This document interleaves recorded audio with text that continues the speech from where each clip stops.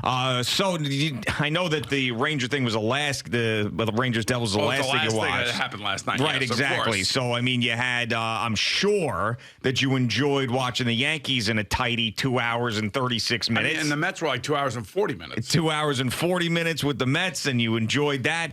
You know, I have to say, though, before the Met game, you find out about the Verlander injury. And I actually have a positive take on the Verlander injury. Okay. Believe it or not. That's interesting. Yes. Believe it or not, I got a positive take. Well, one, I heard him say that if this were August or September and they were in a pennant race or this were a playoff game, he'd be able to pitch through it. So that, to me, means that it's not that big of a deal. And also, with these guys, if there is a natural break at any point during the season, I think it's a good thing. Now, that didn't work out for Max Scherzer last year in a couple of stints on the IL and that oblique situation that he had, and he ended up spitting the bit in the playoffs. But anytime that these guys get, as long as the Mets are cruising along, which we hope that they are, but as long as they're in the playoff discussion, if you can get these guys, an IL stint, a 15-day IL stint, whatever, for one of them to make sure that their innings are down so they're fresher at the end of the season. I don't care if his teres major is a little bulky in April and March. I want that guy's teres major to be ready to go in October. So I didn't even know what a teres major was, by the way, yesterday. I had to look that up. The armpit. I know. I found that out. It's over here. I had teres major, like 19 times in my NFL career in summer camp.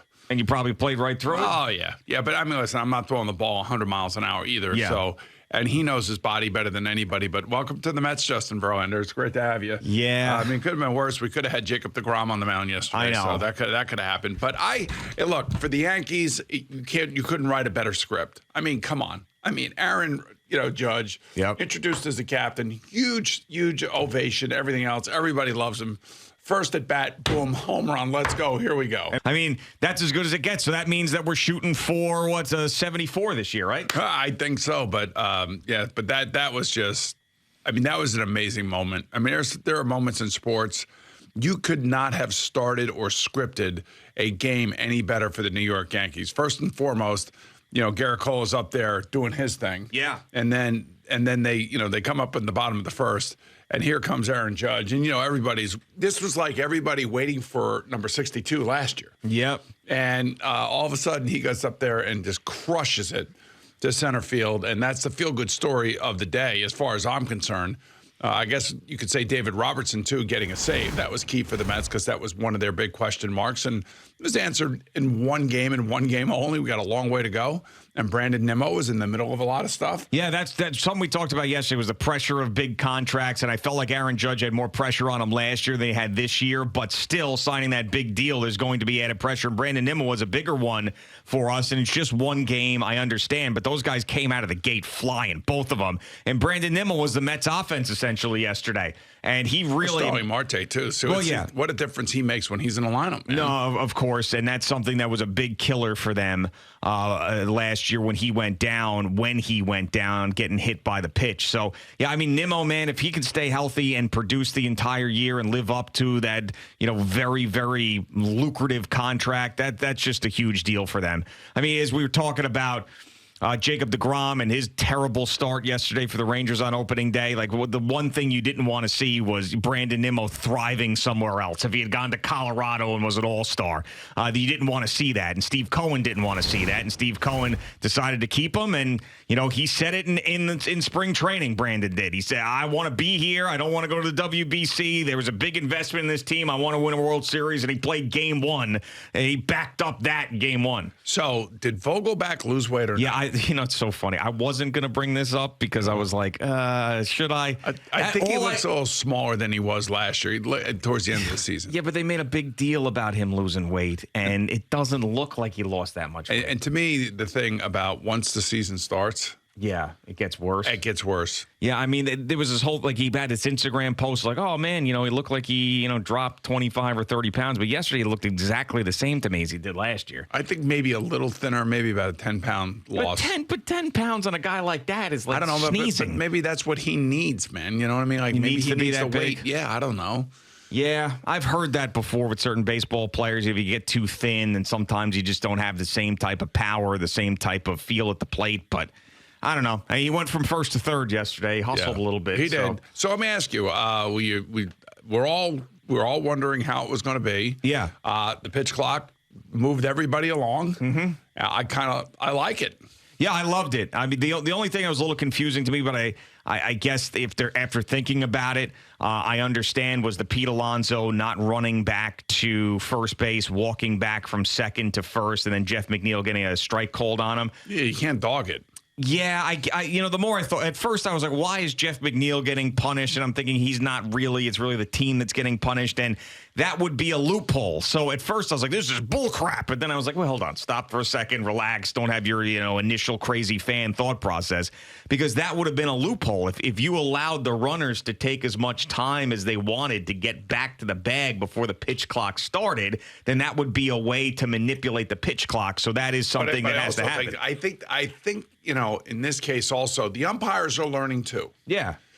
I think that, this pitch clock starts as soon as the pitcher gets the ball in his glove. Right. And I think it would be interesting, and I don't think that this happened anywhere in spring training, by the way.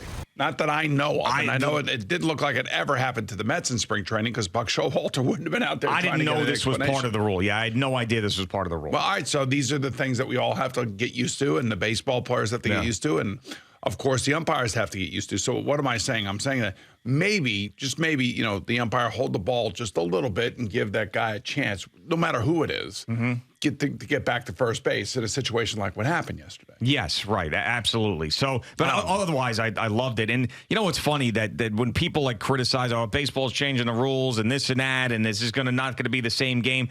Well, it won't be the same game as we saw the last 10 years, but it'll be the same game as you saw when baseball was more popular. Back in the 60s, the 70s, the 80s. That's what this is. I mean, even Keith said it yesterday. I mean, when he was like, this is what baseball was, when he was playing. It's just you get up there and you start pitching. And there's no messing around. There's no extra time. And I absolutely loved it. And I found myself, I always judge if I'm into something on how much I'm looking down at my phone.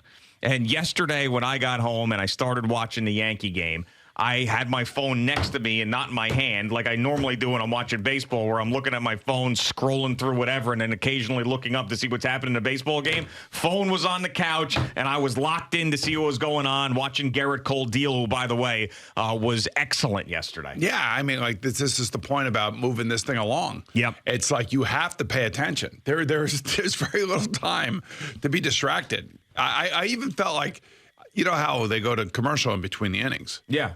I even felt like that was fast. I don't know why. Maybe it was just because the game was moving so fast. Yeah.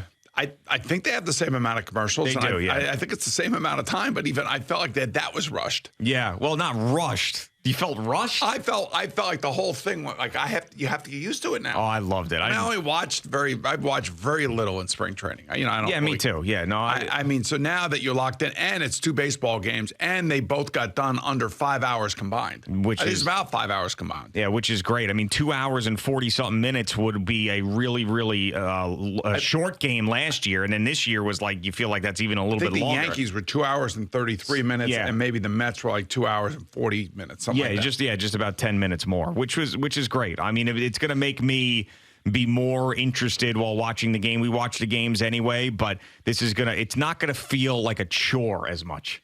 Sometimes you feel like these long games and it's like 3 hours and 30 minutes and you're like, my God, this feels like a chore getting to the end of this game.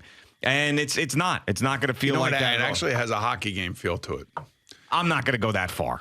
Hockey games are about 2 hours and 30 minutes. No, but I'm saying, the continuous action in a hockey game is especially the intensity with the hockey game last night. Completely different. The fans at the Prudential Center. It was great. It's like it was fans were into it.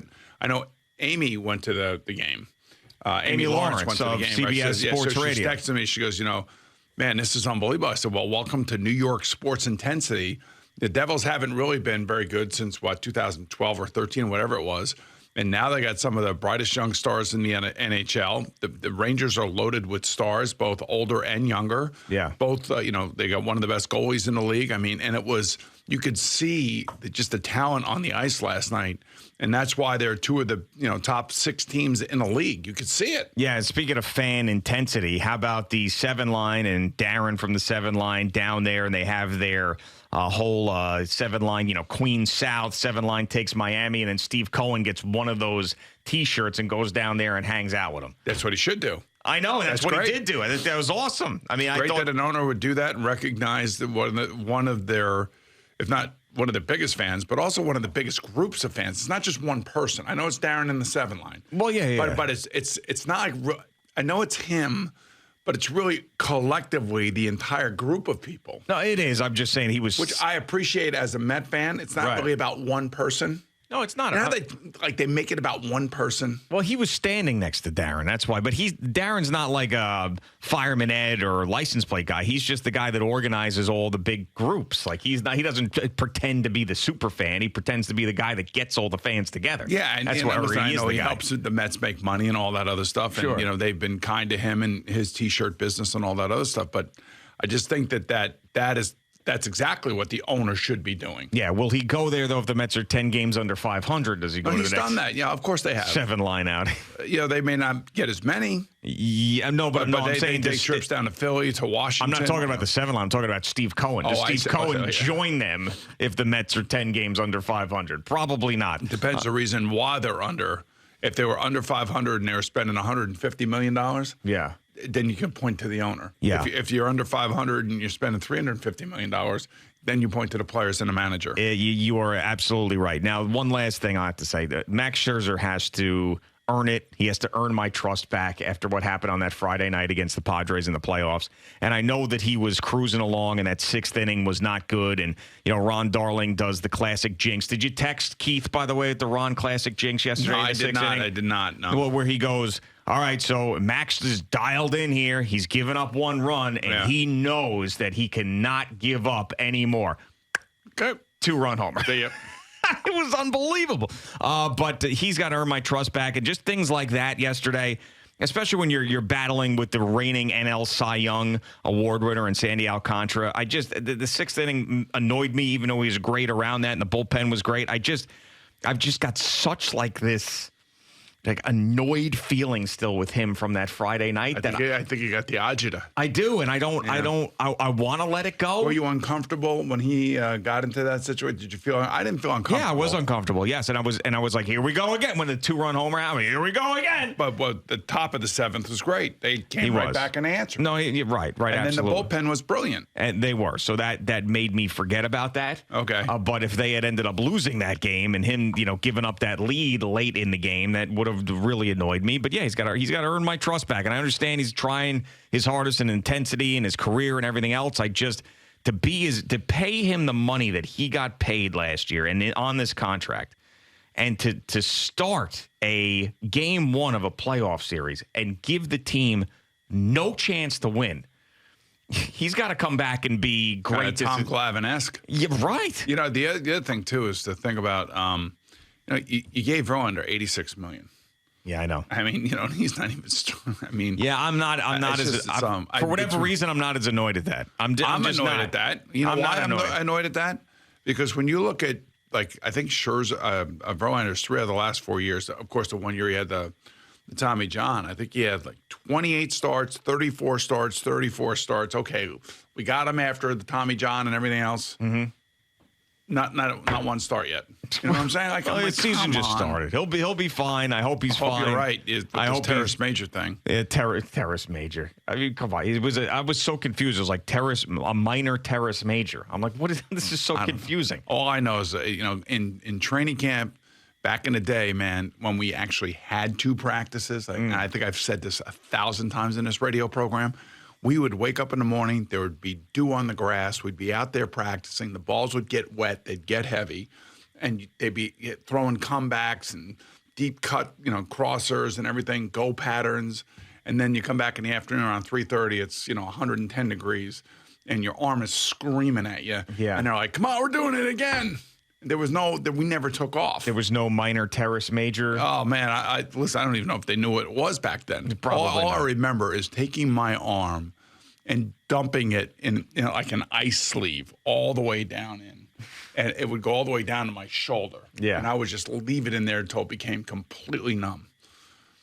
I mean, every day. Yeah, had to do it. So I feel bad for the pitchers, especially when they're making $86 million, and I'm expecting him to get his ass out there.